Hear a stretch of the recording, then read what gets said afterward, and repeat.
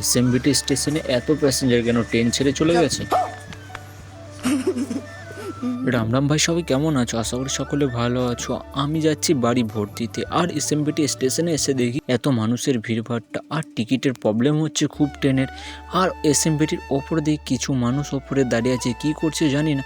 আর আমরা 4:18 থেকে 6টা পর্যন্ত ওয়েট করতে করতে ফাইনালি এখন বাজে 1টা।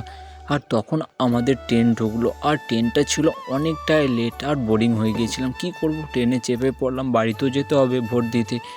আর একটা স্টেশনে এসে সেখানে জল নিতে হবে, কারণ ঠান্ডা জল খেতে খুব মনে হচ্ছে, কারণ অনেকটাই গরম পড়েছে।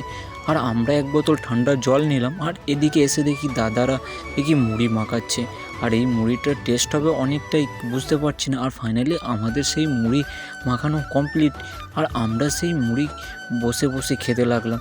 আর এতটাই ভালো লাগছে কি বলবো। আর খাওয়া দাওয়ার পরে এত গরম পড়েছে, তাই একটু দরজার সামনে এলাম। আর এতটাই সুন্দর হাওয়া, কিন্তু খুবই গরম হাওয়া, কিছু করার নেই, কি করব বলো। আর রাতের বেলায় ছিল আন্ডা বিরিয়ানি, আর সেই আন্ডা বিরিয়ানি দিয়েই রাতটা আজ শেষ করলাম। চলো আজ এই পর্যন্ত, দেখা হচ্ছে নেক্সট কোনো ভিডিওতে। আশা করি সকলে ভালো থাকবেন, সুস্থ থাকবেন। Thank you.